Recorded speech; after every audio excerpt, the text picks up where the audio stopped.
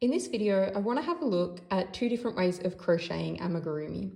One is with joined rounds. So what that means is that each round, the start of the round joins to the end of the round. So each round is completely separate. So you can see the circles of each round there. The other method is a continuous spiral. So this is working in continuous rounds. And you can see that each round spirals round and just keeps going all the way through the project. So this one, where we've got separate rounds that are joined together, it's like you're building one layer at a time and each layer is separate on top of the other. In continuous rounds, it is one big spiral. Let's have a look first at how we crochet in continuous rounds. So here I'm at the end of the round. This is the first stitch of the round that I just finished. And so I need to do the first stitch of my next round. So I'm going to move my stitch marker over to mark the end of this round and the start of the next one. So what I do then is I just continue crocheting as if I have been doing for the whole row.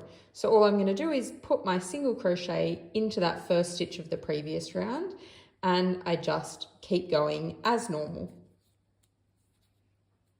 Let's have a look now at how we crochet joined rounds. So I've got my stitch marker in my first stitch from this round, and I've just finished my last stitch. So to start the next round, we're going to remove our stitch marker. And in that first stitch, we're going to place a slip stitch. So we're going to grab our yarn and pull it through the loop that was on our hook.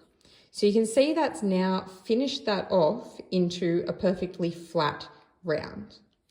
So to start our next round, we're going to chain one, and then we're going to put our first stitch of our round, our single crochet, back into that same stitch that we just put our slip stitch into.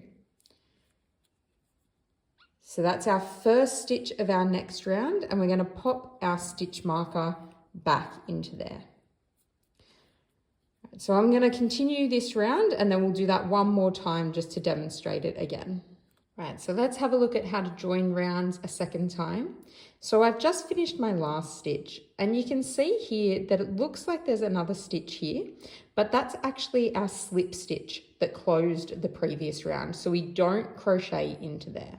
So it helps to keep count of your stitches to know when you're at the end so that you don't accidentally do an extra stitch in there. Right, so I'm going to remove my stitch marker from my first stitch there, and then I'm going to place a slip stitch in there. So grabbing the yarn, pulling it all the way through. So that closes off that last round. Then to start my next one, I chain one. That pulls me up to the right height for this next round.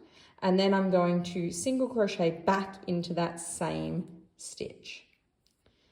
So that's the first stitch of my next round, and then I pop my stitch marker back in there so that I don't get confused, don't get lost between my chains and my slip stitch and things like that. I know exactly where I'm up to. So we've had a look at the methods to make each of these different balls. Now we can have a look at what it means for the final product. So the main difference is that when you can crochet in joined rounds, you're going to end up with this seam up your project.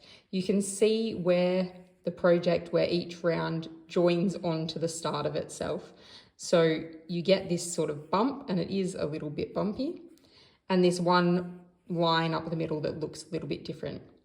Whereas when you crochet in continuous rounds, it's much smoother. With this color change, you can see where it was, but most of the time, if you don't have a color change, it's perfectly smooth and you can't actually tell where the start of one round is compared to the end of the other.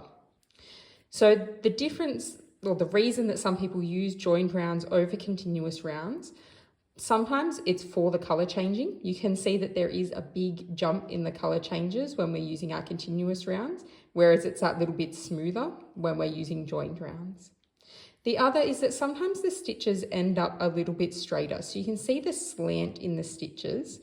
And sometimes when you're joining rounds, that ends up a little bit straighter, whereas these ones end up a little bit more angled.